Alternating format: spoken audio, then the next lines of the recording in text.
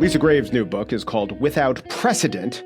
And let me look away from the camera as I read the subtitle, because it is weighty. How Chief Justice Roberts and his accomplices rewrote the Constitution and dismantled our rights. All right, that says it all. Do we need to have an interview? Yes, indeed we do. Lisa Graves, welcome to The Gist. Thank you so much for having me on. Excited to be here. Yeah, glad to have you. So his accomplices, I know from reading the book, you don't just mean the other conservatives on the court, you mean the entire apparatus that got Roberts to the court, Federalist Society, Leonard Leo. These are, at least to me, I think my listeners, we know who they are, but who are some of the more interesting figures who would count as accomplices in Judge Roberts' life? Well, one of the people that most people don't know about is C.Boyden Gray. And he was the White House counsel for George Herbert Walker Bush. He's the person who helped get Clarence Thomas installed on the court.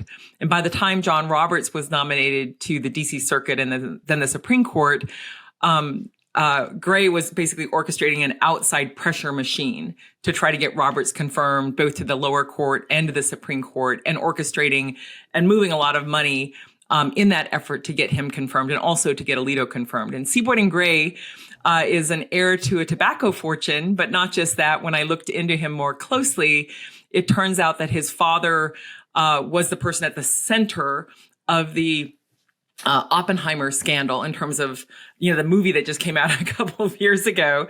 He was the person who his dad was the guy who led that kangaroo court.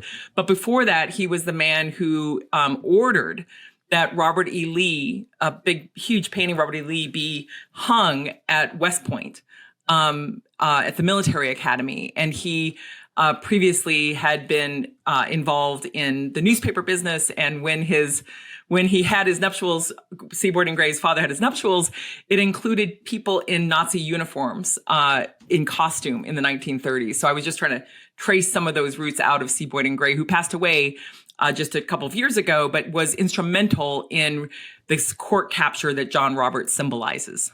Right. So C.Boyden Gray, father, Robert E. Lee, Nazi inklings, complications. C.Boyden himself, son of the man, advisor to Roberts, who he assisted in his confirmation. But his confirmation wasn't hard. It was not unanimous, but it wasn't one of these strict party line votes, was it?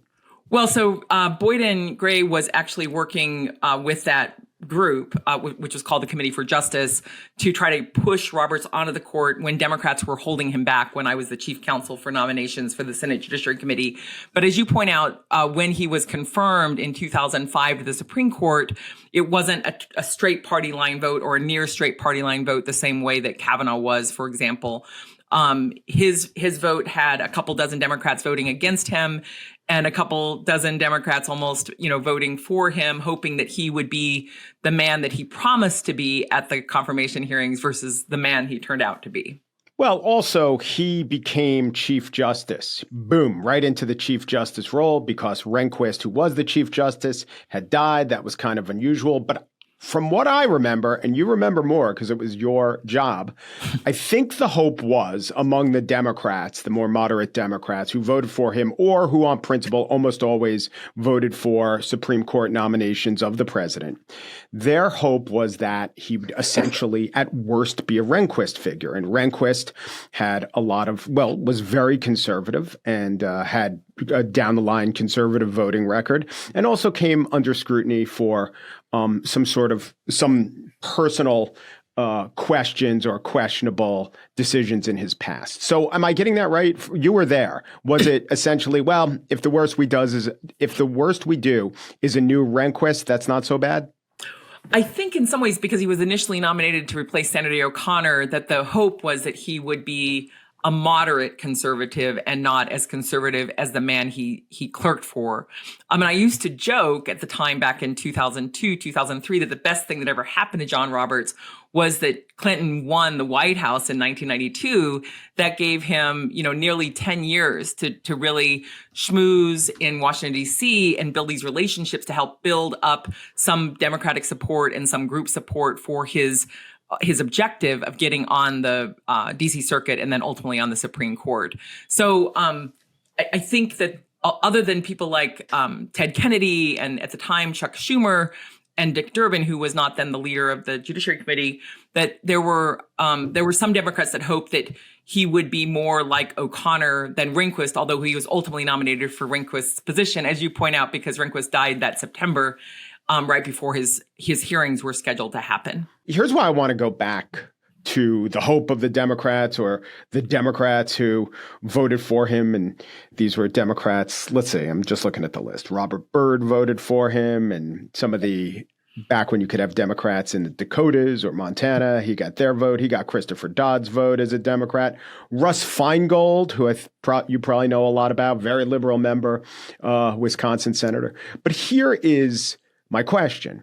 They might have wanted Connor, Sandra Day O'Connor. They got Rehnquist. But even at the time, or during his first few years, was it apparent that he wasn't in the mold of a Rehnquist? Did his politics or policies or way of looking at the court change? Or did the court and society change around him?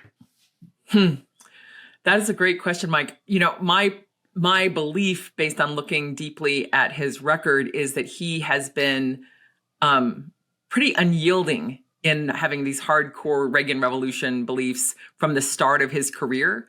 But my belief is that during the nomination process, he tried to convey this image of moderation, this image of impartiality. But quickly after he got on the court, for example, shortly just within a few weeks after Alito was confirmed to replace O'Connor in early 2006, they revisited a decision of the Supreme Court on abortion.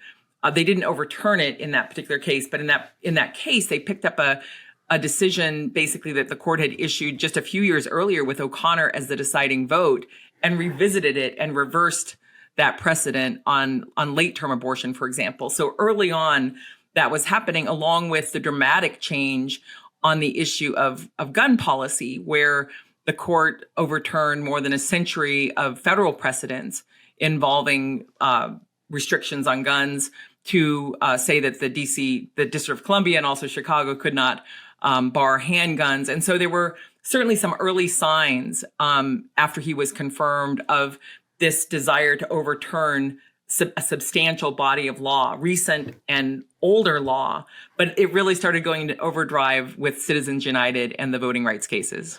Right. So I don't know that contradicts what I'm saying, because you're right. Sandra Day O'Connor didn't have the standard Republican or conservative or Federalist Society jurisprudence on abortion law all the time, but Rehnquist did. So if my theory is he's essentially a new Rehnquist and what changed was the times around him, the abortion ruling doesn't contradict that, I don't think. Well, that's right. And I guess the thing that I would add to the conversation about that is that because of the appointment of both Alito and Roberts in that 2005-2006 term, that did flip the vote count on abortion. And so it wasn't just a one-for-one replacement, replacing Rehnquist, replacing O'Connor. The duo came together, Alito, and Roberts came together to basically start overturning some of those key O'Connor decisions.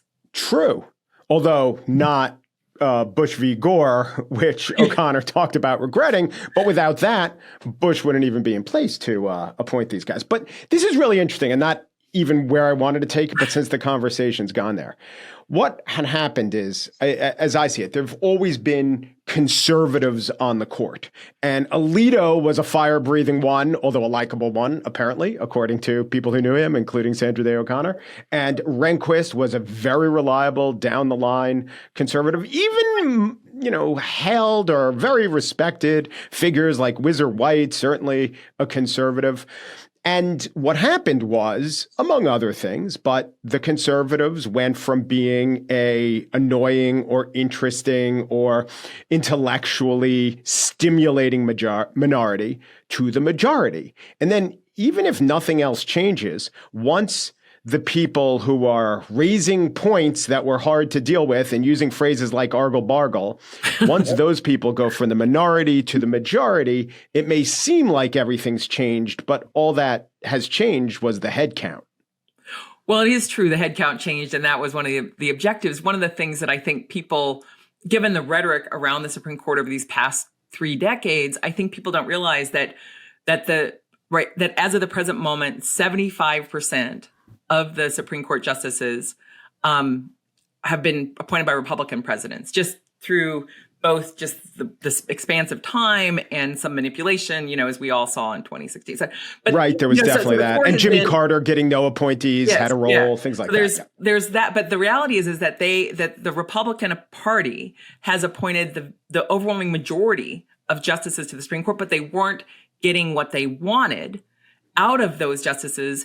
And the no more suitors mantra symbolizes in some ways their frustration that they had Republican appointees who were following legal precedents that they didn't like. And so they were trying to choose a new breed of so-called conservative justices. And Roberts is the first of that new breed. Although to be fair, Thomas, really, set the foundation for that back in, 1991. But 91, 92. But the fact is that Roberts is the first of that new effort to not just have a so-called conservative on the court or a Republican appointed justice to the court, but to embark on this effort to undo these precedents. And so that's what's really new with Roberts when Roberts gets on board. So Roberts makes some rulings that you point to as destructive and caustic to democracy, Citizens United being so fundamental to how we run campaigns. He has also issued proclamations that the way many people look at it are at least normatively proper for the role of the court and the role of society. Some of the things, while getting confirmed, he talked about being an umpire and calling balls and strikes. Many people have rebutted that analogy, and maybe it certainly was an analogy that served him during the confirmation process.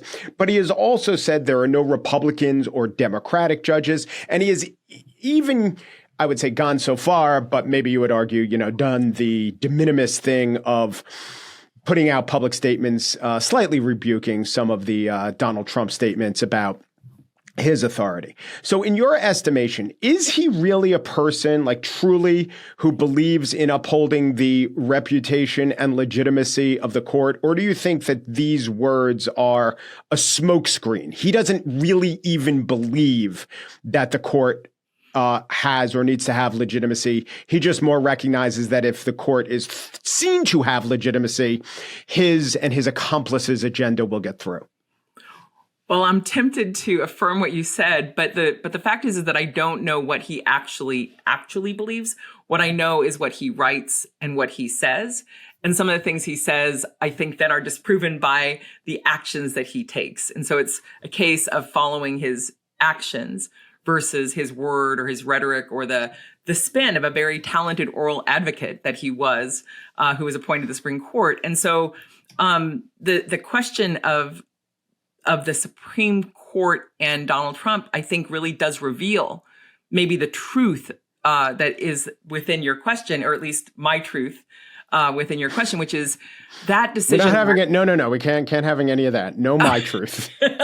All right. Well, in my view, the truth of the matter is revealed in significant part, not just by the voting rights decisions, which I think are damning and revealing, but that immunity decision last summer is such a break from our constitutional principles, from the bedrock of the Constitution and the founding of our nation, that no man is above the law, that we don't have kings, that the president doesn't have this very wide-reaching immunity from criminal prosecution, when in fact, the Constitution in 2 places expressly says that the president's duty is to faithfully execute the law. And nothing could be less faithful than breaking the law, particularly criminally, although of course he denied doing so. And then Roberts' actions prevented those trials from going forward.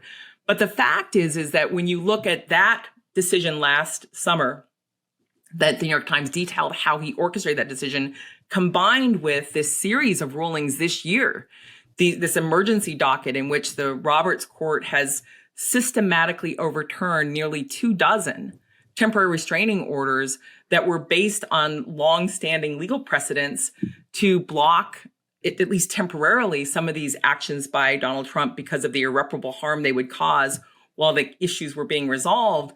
that's a 1-2 punch, basically, I think, that reveals that Robert cares more about power than the actual integrity of the court. And I would say, on the question of the statements that Roberts has made this year about Trump, when he said, and I'm going to paraphrase, when he said to Trump, basically stop criticizing the lower court judges because they don't have the final say. This is, I think, an example of the cleverness of Roberts. So on the one hand, that could be read as a rebuke of Donald Trump, and that's how it read on headlines. Yeah. But it also could be read as a signal. That's not the final say. I have the final say. We have the final say. Right. And that's good. That preserves the institution of the court, doesn't it? It does. You're saying it's a sotto voce signal. Hey, take it easy, Donald. We'll help you when it comes to us. That's what I'm saying. And then you see 1, 2, 3, 4, 5, 6, 7, 8, 18, 19 cases on Donald Trump's side, overturning judges who were appointed by both Democratic and Republican presidents who wrote detailed opinions for why they issued those TROs, and the court has been aggressively overturning them. Right, but these aren't, so explain what these are. These aren't final rulings. These are temporary rulings or reversing temporary restraining orders, let's say. And it is consistent with how the court looks at executive power. And it is quite plausible that in many of these cases, though not all, when they do get to the Supreme Court, the administration or the current administration will lose. Well, that's true. But when you think about what a temporary restraining order is, what it is a finding by a lower court judge that there is a substantial likelihood of irreparable harm if this policy is allowed to proceed while the litigation unfolds. And there's a significant likelihood of success based on existing statutes and legal precedents. There's three tests for a TRO, but those are the two primary tests for the TRO. And so those lower court judges have found that while the substantive matter is being resolved, these actions could be so irreparably damaging that they should be halted while the matter is resolved. And that's just standard law. That's been the law in this country for decades for TROs. And what this court has done in case after case after case, including one just last week, is basically turn back those restraints and allow the actions to go forward, the actions that are causing, in the findings of the lower court, irreparable harm while the matters are litigated. But as you point out, it's not done yet. It's totally possible, although I would say not super plausible, but it's possible that this court might rule against Trump ultimately on the substance months, if not years, after the harms go forward. So it's possible that in some of those instances, the Supreme Court could rule against Trump. But in essence, it's signaling in a dramatic, repetitive way that it is not going to allow the lower courts to stop Trump while these matters are litigated. Well, okay. So I never went to law school. I know from reading this as a series of stories in the news and then doing more in-depth reading, not to the extent that Sonia Sotomayor does, or not even to the extent that you do. But from my reading, so what I'm saying is I don't know how I would rule. It's kind of a ridiculous situation. I don't have the training to know how to rule. But I do think that even if I would like the outcomes to be different or see the case for the temporary restraining orders to stay in place, I think the issuance of the court rulings that upends these temporary restraining orders are far short of some of the descriptions of Roberts and descriptions of the court. I don't see them as being this wholesale breaking of precedent that has no basis in anything except for power. I see them as being very consistent with a jurisprudence on the executive branch that gives them expansive powers over personnel. And I see that as having a large grounding in law. I'm not saying right or wrong. I'm just saying not so clearly off the reservation and only done as to give a sop to Trump. And some of the proof of the pudding of that might be when they eventually come to a full ruling, we'll see what they say. I don't know. Am I wrong about this? Am I not seeing it for what it is? Well, I respect your opinion, Mike, and I say that sincerely. Certainly in the most recent ruling, Amy Coney Barrett suggested in an opinion on one of those emergency rulings, this is a legal enterprise. So don't be alarmed. It's a legal enterprise. And so in essence, what's happening is there's a contest going on about the meaning of our Constitution. But this meaning of the Constitution in terms of how it's being handled right now by this court, if you look at this court's deference to executive branch power, assertions of executive branch power now, compared to when Biden was president, it is stark. Because one of the examples is that, Joe Biden had made this campaign pledge to do some student loan forgiveness. It was very modest. It wasn't forgiving all debt. It was like $10,000 for people who met a certain threshold. It was based on a statute that allowed loan forgiveness in times of emergency. It wasn't restricted to times of war. This was a measure passed over 2 decades ago. And this court said, whoa, that's too far. President cannot interpret that statute to allow student loan debt forgiveness. But act after act after act so far this year, at least in terms of overturning these temporary restraining orders and suggesting that perhaps there's not a high likelihood that they're going to prevail on the merits. That's the third standard for TROs. Basically, the court is signaling that there's a shift happening, and the shift in favor of presidential power is happening for a Republican president. Similarly, during the Biden administration, the court took up a case involving the Clean Power Plan, which was a measure proposed by the EPA under the Obama administration to require utilities to have a greater percentage of their energy coming from renewable energy versus fossil fuels. And the court created a whole new doctrine. It's called the Major Questions Doctrine. And the Major Questions Doctrine that this Roberts Court invented says that the executive branch cannot just undertake whole new areas of sort of social legislation without congressional consent. And yet here we are now in 2025 with this court greenlighting a president redirecting money that Congress has already allocated to grants to universities, money allocated to other programs that benefit Americans, and to do so unilaterally without any congressional approval. Almost each of these instances of Trump's assertion of power could be considered a major question under the Major Questions Doctrine, but that has vanished as they have been enabling Trump to move forward with policies that are far, far more damaging, in my view, and far-reaching than student loan debt forgiveness and efforts to get more renewables through our utilities. Okay, so most of the TROs that the court has reversed have been about personnel matters. And so the two that you talked about weren't personnel matters. And the court has an expansive definition of the personnel matters that the executive branch gets to weigh in on. I also think that the Major Questions Doctrine predates this court. From what I understand, Breyer was the first to use it in language. It's an idea that's out there, whether you agree with it or not.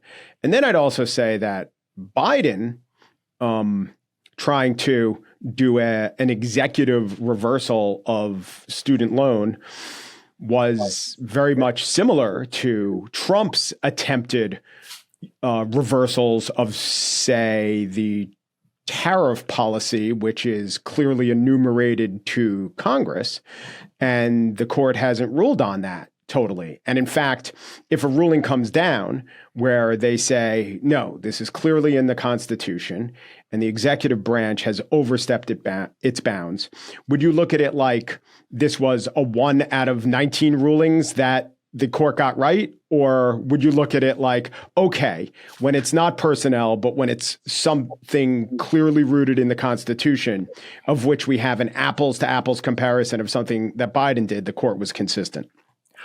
Well, let's talk about the unitary executive theory and personnel matters, because that's an area where there has been a right-wing movement to adopt this notion of the president being a unitary executive, having the power to hire and fire anyone no matter what.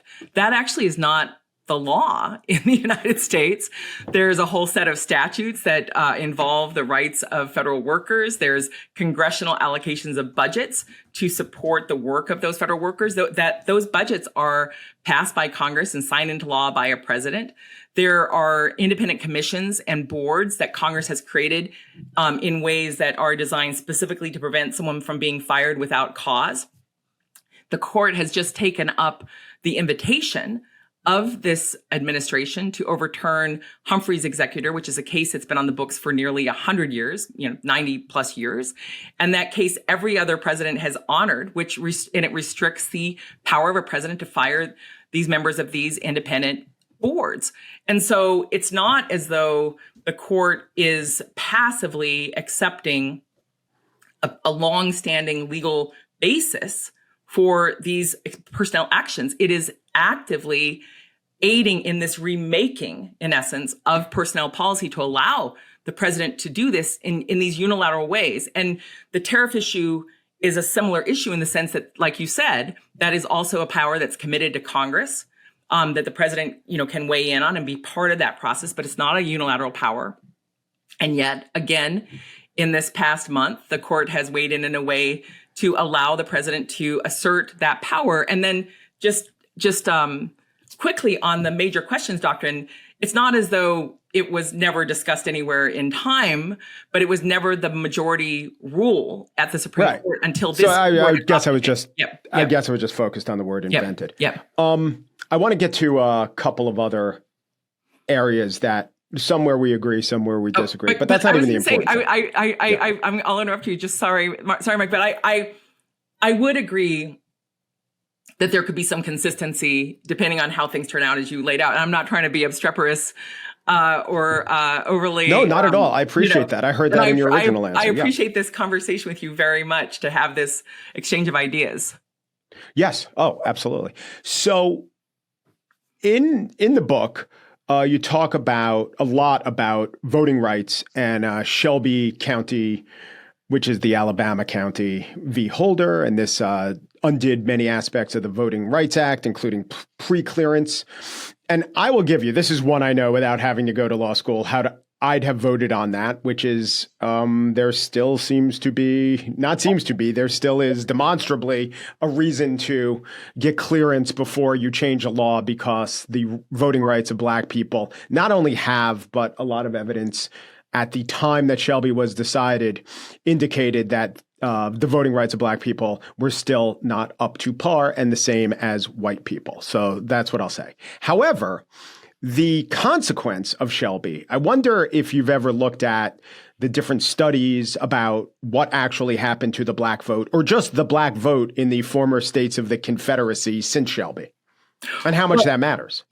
Well, it's interesting because just to kind of take a pivot on that, when there have been efforts to suppress the vote, for example, there was a lot of news coverage, for example, a few years ago about Ohio and efforts to make it harder for Black Americans to vote, closing polling places, changing polling places. And there was a reaction to that by that community to say, we are not going to let you take away our rights. And so I don't think a statistic that shows that more African Americans are voting numerically, just population, percentage-wise, statistically, I don't think that shows that the effect was not harmful.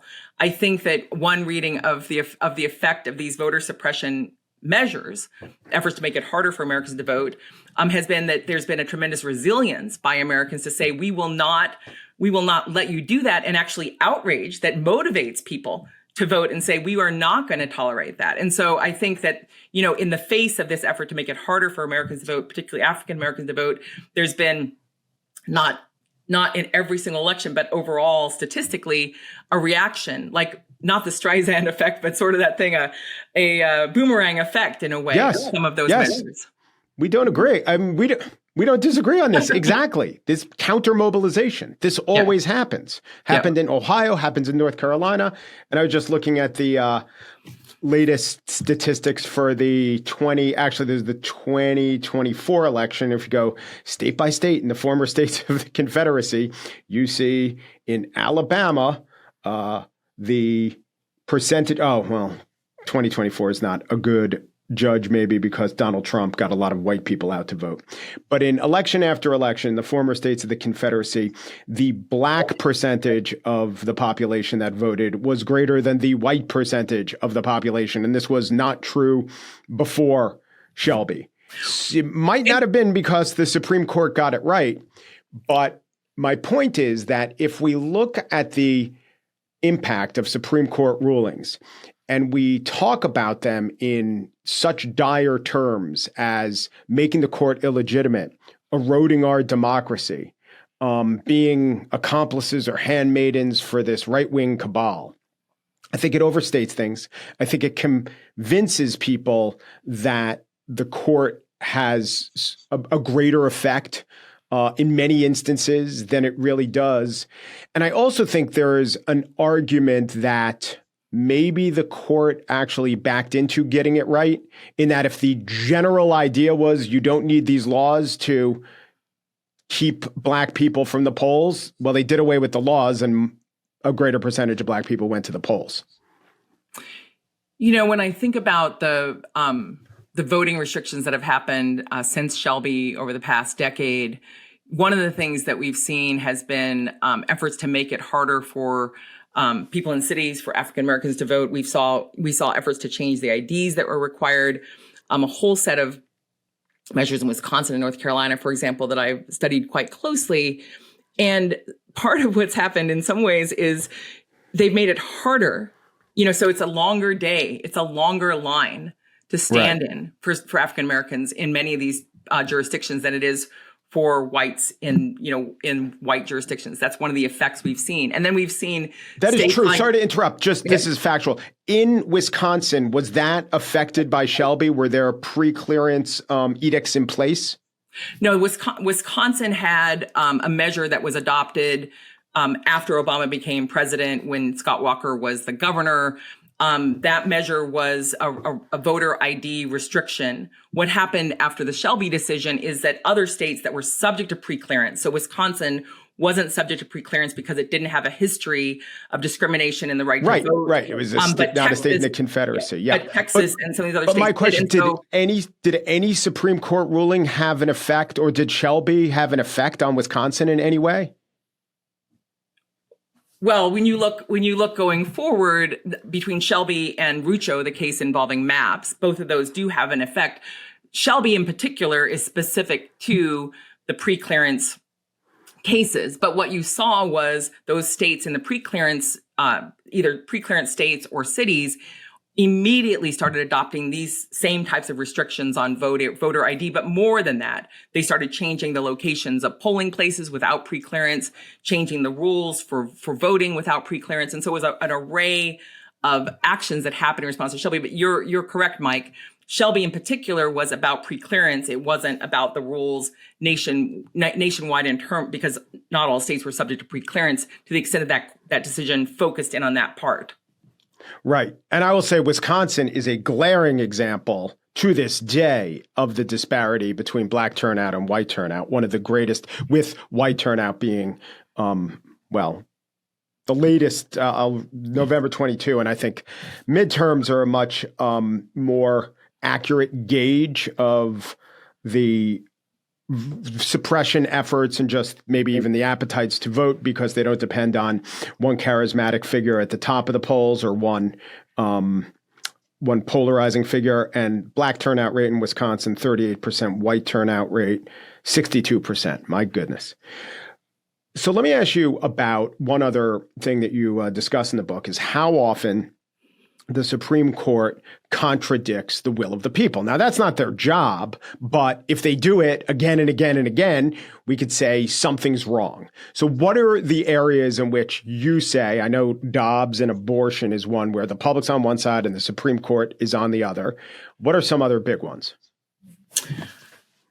Well, I do think voting rights is another area where, even though there has been some polling support for ID restrictions, in general, the polling, if you look at voting overall, the polling favors Americans being able to vote more easily. There's wide support for being able to vote early, vote by mail. Those are very popular proposals that are sort of on the potential chopping block right now with this administration and with this court. We don't know what's going to happen as those cases So they could be, through. but they haven't ruled. They haven't ruled against. They could be, these, and I do think abortion is an area where, if you look at the principle of stare decisis of a matter of law that's been settled, that was Roe versus Wade was settled law for nearly 50 years before it was overturned. That's an area where there were settled expectations about that law according to the longstanding way precedent is supposed to be viewed. And there was an opportunistic effort to relitigate those issues to reduce access to abortion, and the court went along with it. And in many ways, those justices were chosen specifically in part, with the help of Leonard Leo in order to overturn Roe. But not just that, I think that we're facing some real risks in terms of the access to gay marriage, the ability to marry the person you love as a freedom that many Americans support.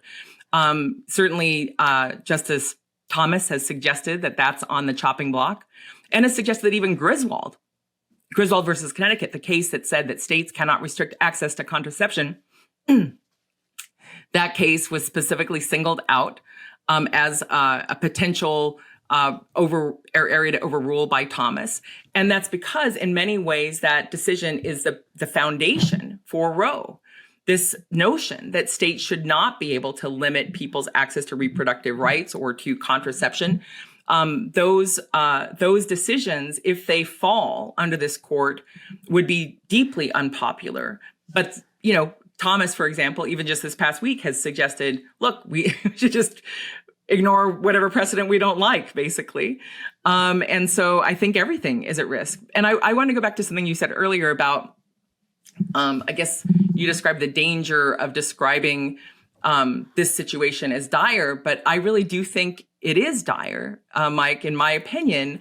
When I look at this court, I think about the ways in which it has made it easier for billionaires to inject enormous amounts of money to influence our elections, in which this court has made it easier to make it harder for Americans to vote, and in which this court has made it easier for these legislatures to create maps that basically, I think, drive extremism. Because if you have a safe seat, you don't have to appeal to the middle. You don't have to appeal to the other side. You have a safe seat in which you're going to be reelected basically almost no matter what you do.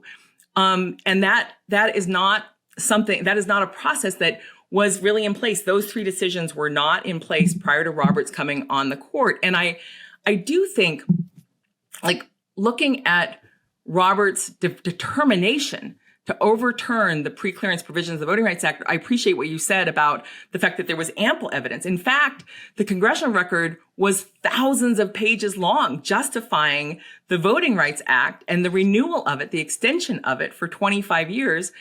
And almost no one in Congress, Republican or Democrat, no Democrats, voted against it. There were a handful of Southern white Democrats from the former Confederacy who said, we don't need the votes today because we're going to get them on the Supreme Court. We're going to overturn the Voting Rights Act to the Supreme Court.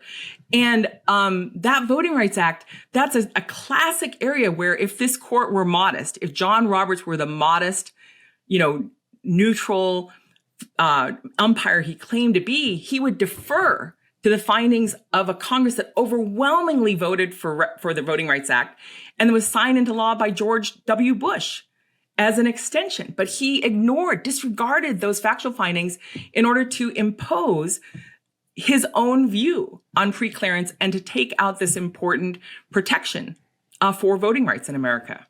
On the one hand, logical, compelling. On the other hand, the court's job is not to defer to the legislature. It's to interpret the Constitution and overrule the legislature. Well, actually, the court's job. Let me just talk about that, because, for example, in the voting rights case that came out of South Carolina, where they bleached out black voters in the first district, which now is Mace's district, the lower courts had made substantial factual findings about the racial animus and the racial motivation of that map drawing in South Carolina.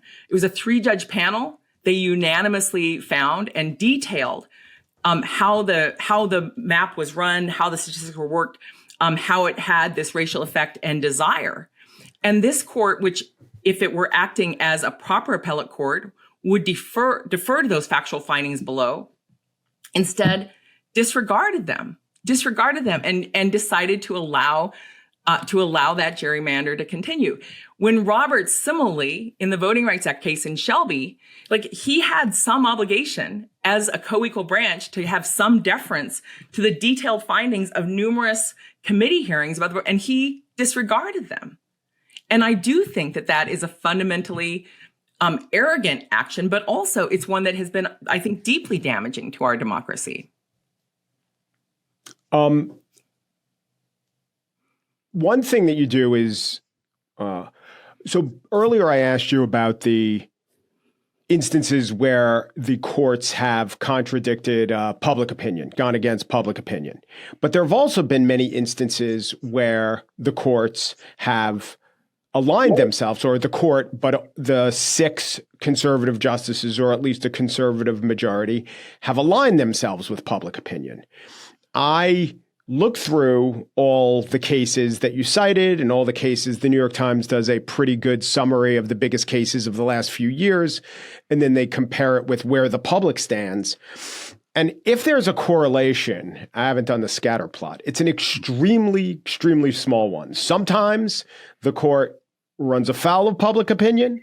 Sometimes the conservative majority aligns with public opinion, like in, say, affirmative action or in a lot of these voting rights cases.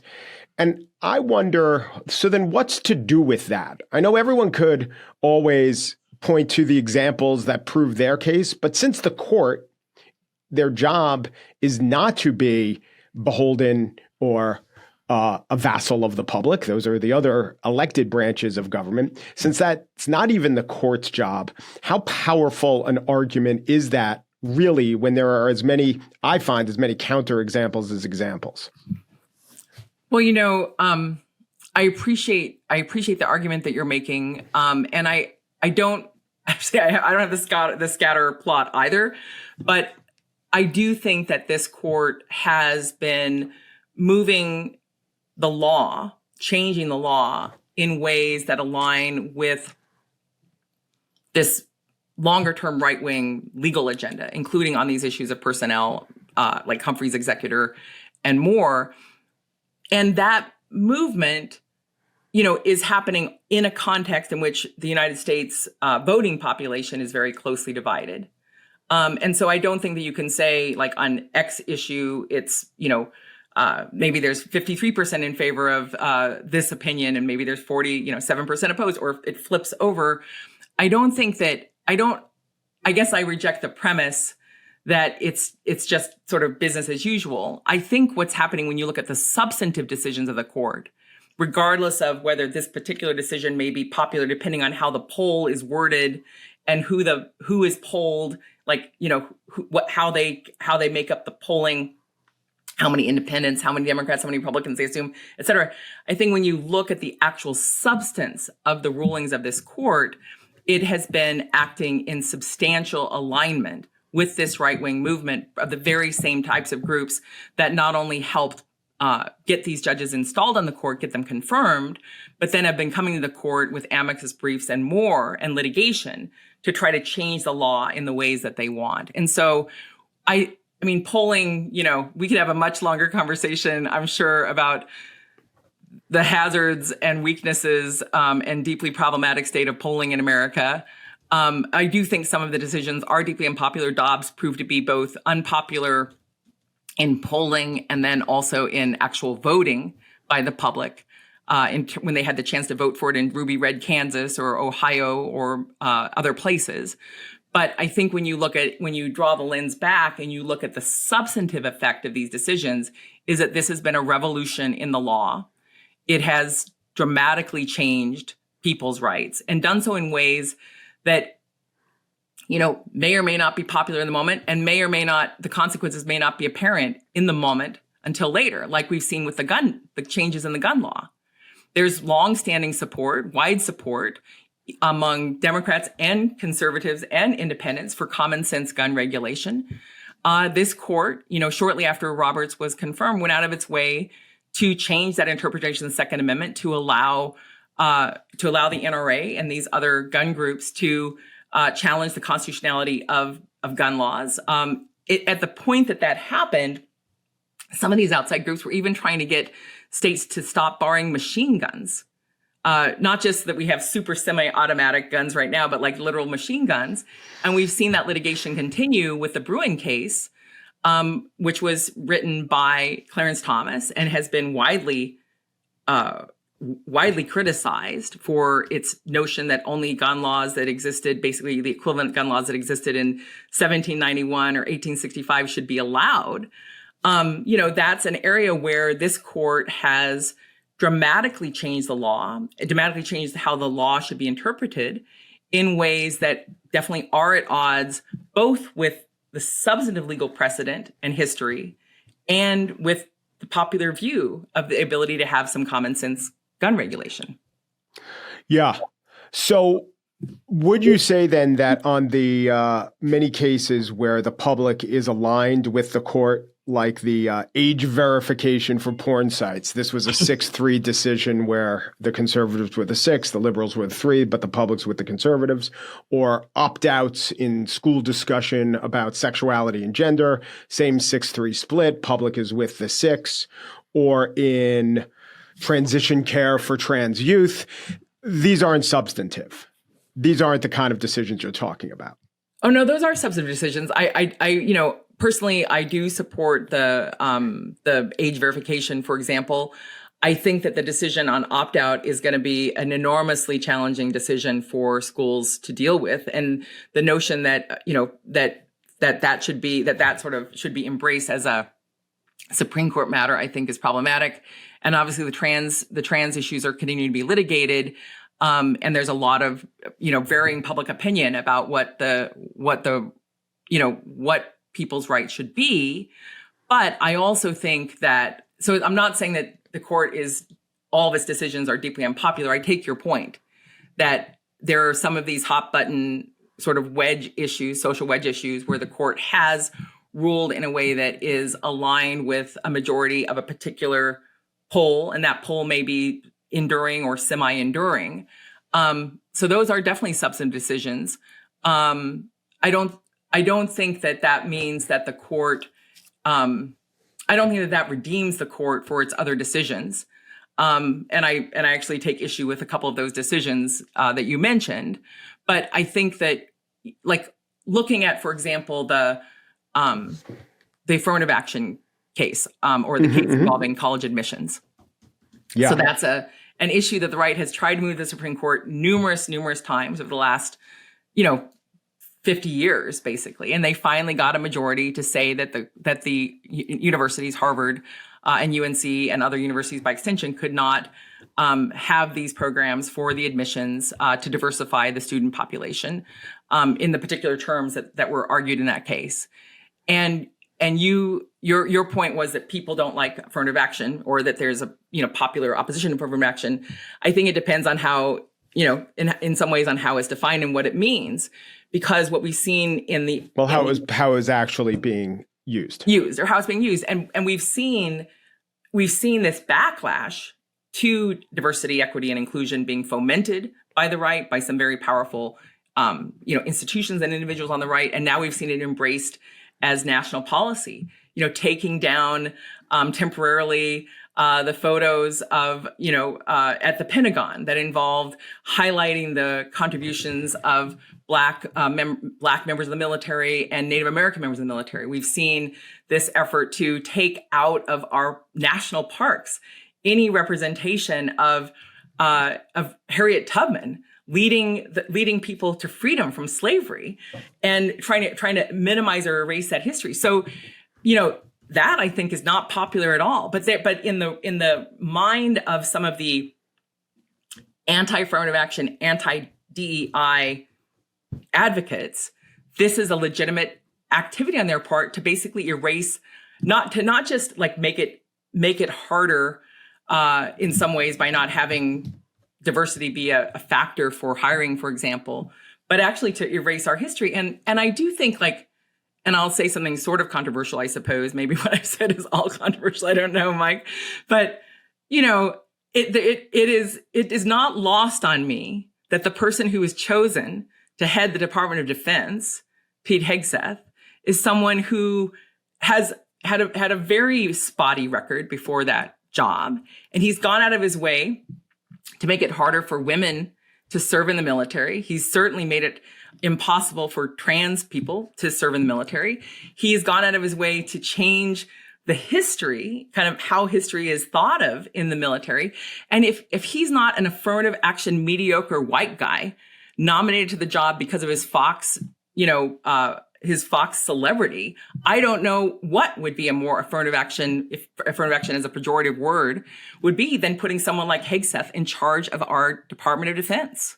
Yeah, to me, this epitomizes a type of argument that I think infuses, if not exactly your book, the ether around this, which is that the Supreme Court makes a decision. It's a couple years before we even know who's going to be president in 2025.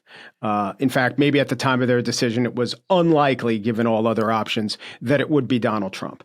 The decision is based in law. It's not some crazy, wild outlier. They just invented a principle.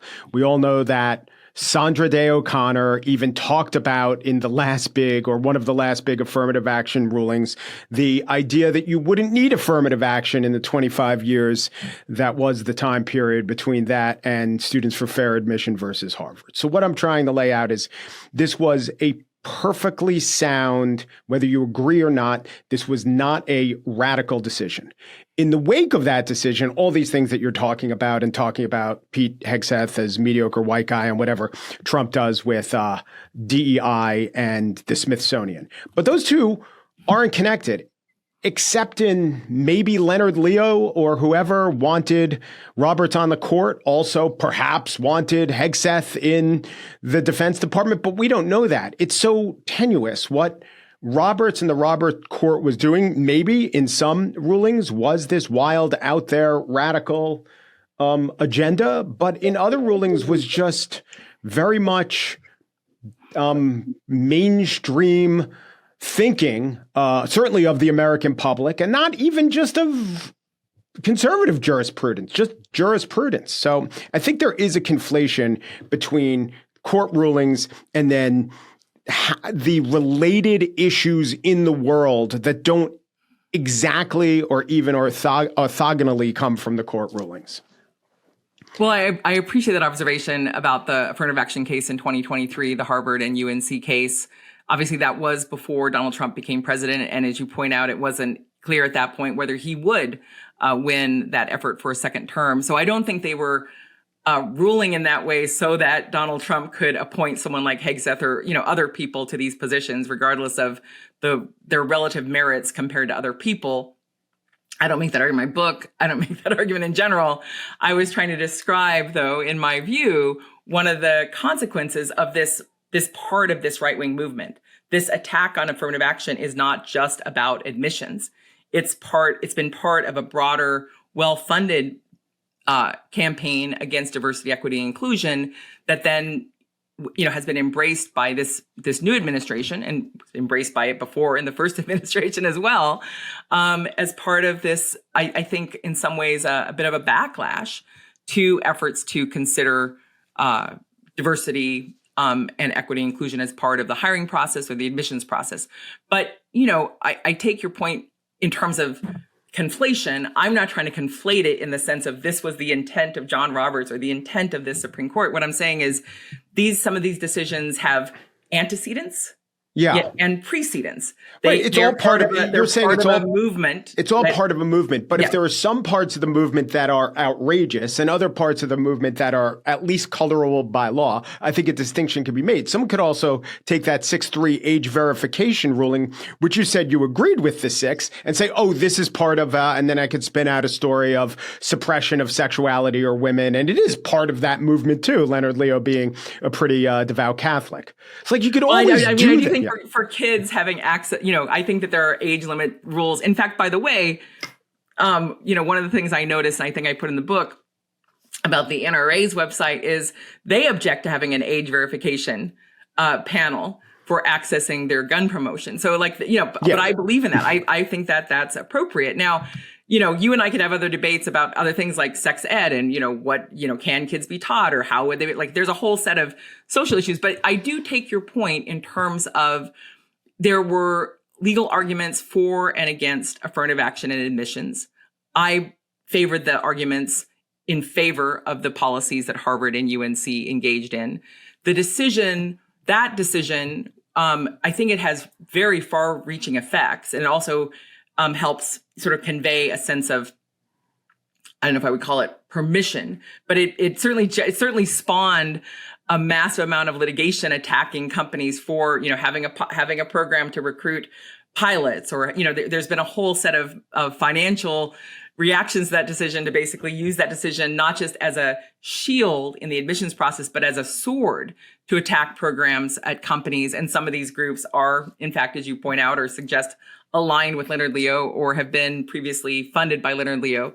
But setting all that aside, I think that decision has substantial effects, and it is a longstanding contested set of decisions.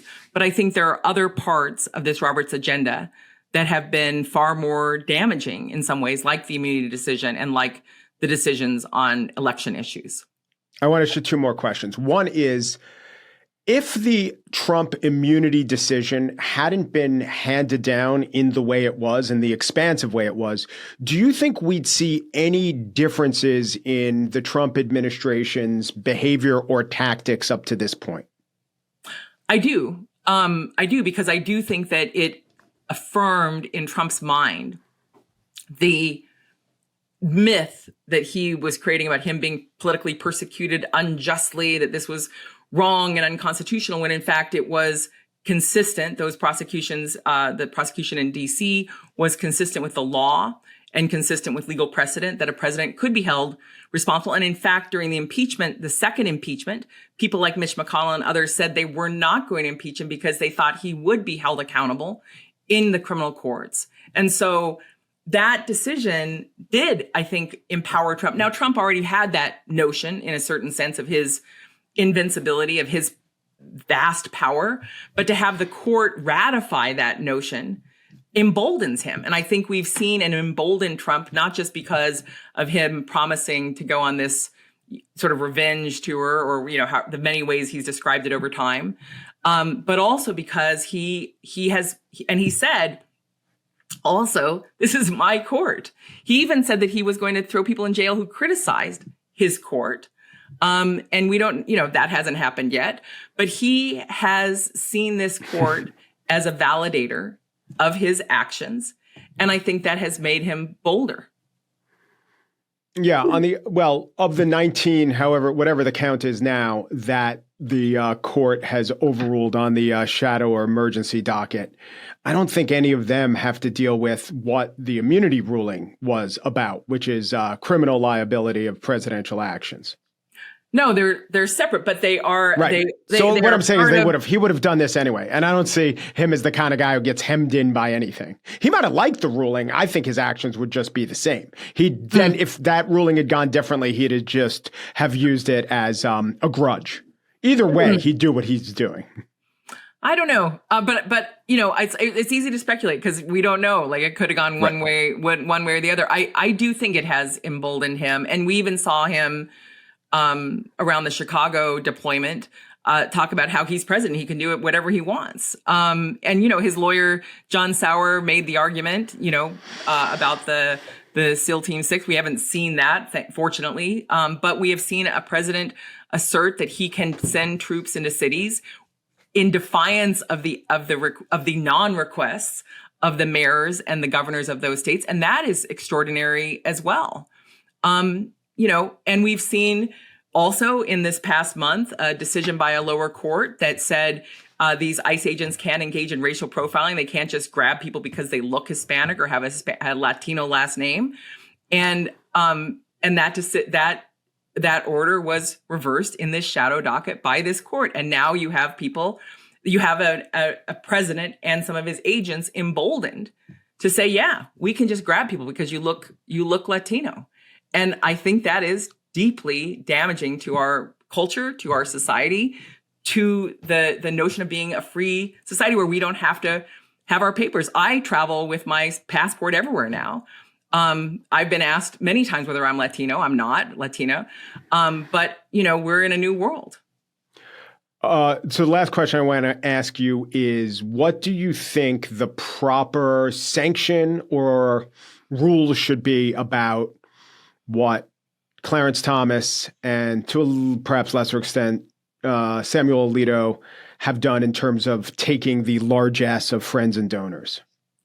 Well, first of all, I've been on the record saying that I think that there should be articles of impeachment against them, at least the beginning of an investigation of it. We only have the tip of the iceberg from some of the investigative reporting. There could be more. There are lots of receipts for certain periods of time because of whistleblowers or other sources. But I also think that we need significant reform of those ethics rules to make sure that they're mandatory, to limit the ability of any justice to take trips paid for by billionaires or other people, whether they're people who are almost all people that befriended them after they got on the court. It's shocking. I also think it's outrageous for these groups to be funding trips to be professors abroad. That's for all the justices, right? Yeah, for all of them. None of them should be doing that. All that stuff should be barred. They are paid plenty of money. They do not need outside groups that have their own interests, or individuals who fund some of these outside groups who have their interest underwriting luxurious lifestyles. If they want a luxurious lifestyle, they can resign and go to private practice and make millions of dollars. What about book deals? What? Well, the What book about deal book too, deals? that is another area where, I've talked with a number of reporters about this, and also some publishers about how these are loss leaders. They're prestige, publishing for some of these outlets. They almost never sell enough books to cover that advance. And there's no... Well, that's true of 99% of books. Well, it is. But I used to joke that I'd be a millionaire if I got paid by the word. Now that I've been paid by the word, or not really but by a word count, I know that that's not true. But the book deals are another area that I think it does raise questions about. Why are we allowing these outside interests to pay to subsidize the lifestyle of justices? And if they want to get a lot richer, then maybe they should go into the private practice or go back into private practice. Do you think the Supreme Court's illegitimate? I think this Supreme Court is behaving in illegitimate ways. And I think that it, in many ways, and I also think that the ethics issues are substantial, and the American people get it. They know that these justices, that Thomas should not be taking these gifts, and they want something done. And Roberts has done nothing besides say, "Hey, we have a code," and they all said they follow it. That is just another indictment of his leadership of not just the Supreme Court, but of the federal judiciary. And what's the effect of thinking the Supreme Court's illegitimate if they start ruling against Trump? That's a hypothetical, but I think we have to take the court as it is. And if it's engaging in decisions that are illegitimate, that are aggrandizing presidential power at the expense of the rights of we the people, then I think we have to be willing to say that those decisions are illegitimate when they are. And I don't think that we should feel that we have to be constrained in the hope that maybe in, one out of a dozen cases, they might actually decide that the Trump administration or that a particular president has gone too far. I think we have to speak the truth about the court in order to reform it.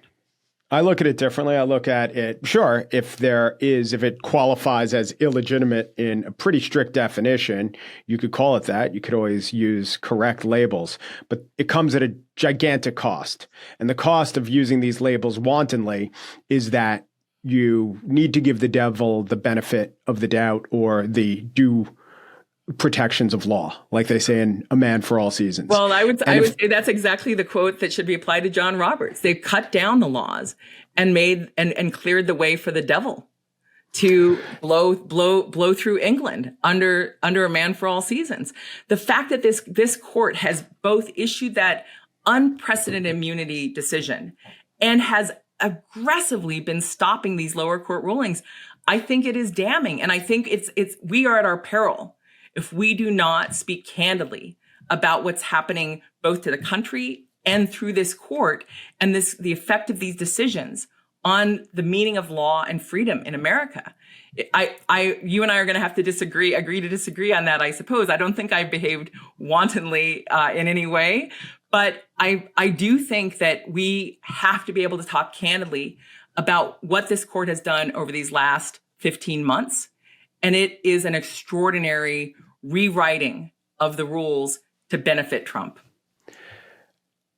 If the rulings, the full rulings, not the temporary restraining order rulings, come down and they are not to Trump's satisfaction, and he says the equivalent of let Mr. Roberts enforce his law, and then there is a hue and cry from the commentariat, no, you can't do this. You must listen to the court because the court has legitimacy, but they've already sown the seeds of thinking the court as illegitimate. It will not be to the benefit of anyone except maybe Donald Trump.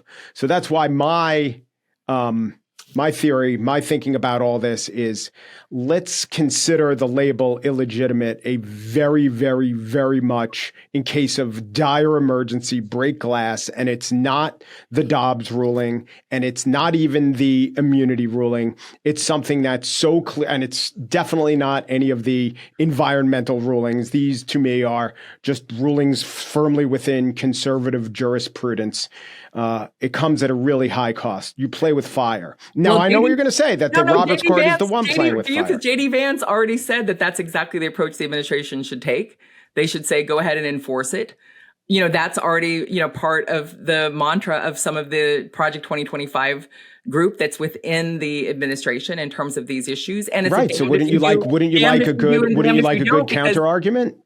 No, you're damned if you do and damned if you don't, because if the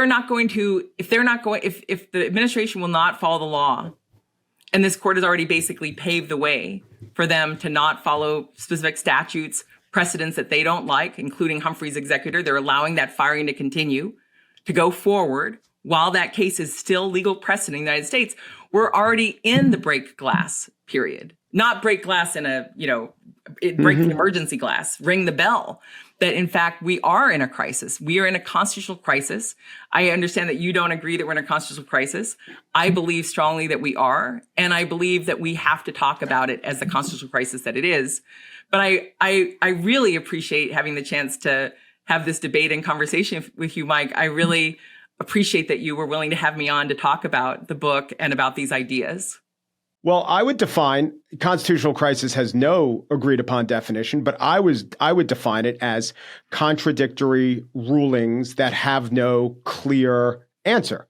I would define it as a system of laws that are in contradiction to themselves, where there is no clear way to come up with an answer.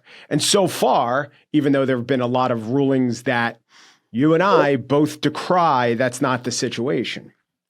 Well, I would disagree because the fact is with that the definition or where we are. That immunity ruling hits all points of your definition. It is in defiance of the actual Constitution. It's in defiance of longstanding precedent, and it's in defiance of even the most recent interpretation of some of the conservatives who voted to acquit Trump at that second impeachment trial.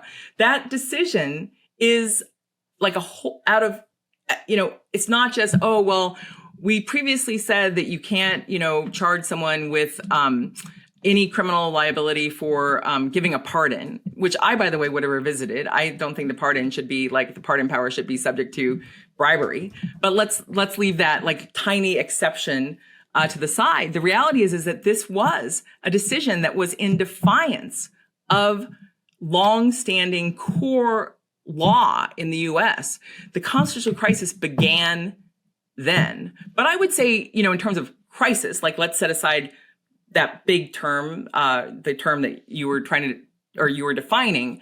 I also think the question of is it an outlier if it's sort of in contravention to the law, or how you describe the scenario. But just take a look at the Voting Rights Act. The Voting Rights Act is an area where the U.S. Constitution expressly says in Section 5 of the 14th Amendment and the last section of the 15th Amendment that Congress has the power to make all necessary laws to implement the protection of this amendment. That is a direct vestment in Congress of the power to protect voting rights. And Congress did, and did so in a landmark law that some people lost their lives. And, like all the crises of the preceding nearly 100 years before the Voting Rights Act was adopted.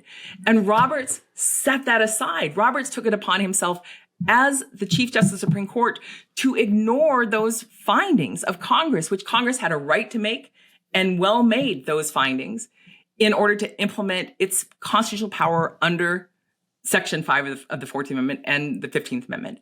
And yet this Roberts court decided they didn't need to follow what Congress found in detail. And I think that was in some ways a beginning of the crisis that has unfolded, that culminated in that immunity decision last year. Yeah, you're defining constitutional crisis as something like undoing a precedent or contradiction to the Constitution. That's why you say the Trump immunity decision was a constitutional crisis, because you compare it to precedent and what your interpretation of, I tend to agree with you, of the Constitution, they interpreted it wrong. That's not what I'm saying a constitutional crisis is. I'm saying a constitutional crisis is the inability of the government to resolve problems in a way within the constitutional system, in a way that's laid out by the Constitution. So an example would be the court clearly says you can't impose tariffs. Trump says, yes, I can. Now, then again, if Trump goes and uses, there are some other mechanisms by which he could try to impose the tariffs. Maybe it's not the greatest example. Or birthright citizenship. The court says, if you're born here, you're a citizen. Trump says, I'm not listening to that. That's a constitutional crisis. Yeah, no, okay, so I would agree with you. That is a constitutional crisis. That's sort of next level where you have complete disregard. Well, that's a crisis. I think maybe you're defining a constitutional conundrum. Oh, no, I think it's a crisis. I just think that it's a... No, that's a crisis. But the things you were saying about the Trump immunity decision itself is a crisis, not quite. This is where we're not going to agree. I reject the notion that these are conundrums, but I appreciate the debate about it. I think that there are multiple levels of the constitutional crisis that we're in the midst of. And I too fear that next level that you have expressed as your line in the sand of what you would call a constitutional crisis. I fear that that's coming too. Do you have if you don't have it ready to go, but do you have a sort of succinct definition of what you consider a constitutional crisis? Well, because when I hear people saying we're in one, I think of my definition. I say, no, we're not. When you have a court that deletes, in essence, language from the Constitution, takes it upon itself to, in essence, pardon a president, when the court has no pardon power, to pardon a president of crimes that the executive branch alleges that he committed, that legislators allege that he committed, and said that he could be held accountable in a court of law for. I think that is a constitutional crisis. It doesn't meet your definition of, is defiance of a court order the only thing that counts as a constitutional crisis. I agree that is a constitutional crisis. I just don't think it's the only version of the crisis that we're in. But they didn't literally pardon a president. They effectively pardoned him. They effectively said that he cannot be held accountable for the crimes that he was indicted for. And going forward, if he claims that his acts are official acts, that they cannot be used as the basis for an indictment. And they said that the words he uses. Wait, indicted where? Indicted by, sorry to interrupt, indicted not in Georgia, New York civilly, or even in the documents case that was afterwards. What crimes were he indicted? He was indicted in D.C., in the D.C. circuit. That was an indictment. That was a grand jury indictment against him for his actions around January 6th. That was an indictment. Now, an indictment is an allegation. It's not proven. Right, I get that. You wait for a trial for it. But he was indicted, and they said he cannot be prosecuted. Those prosecutions cannot proceed. So, that's part of the world we're living in.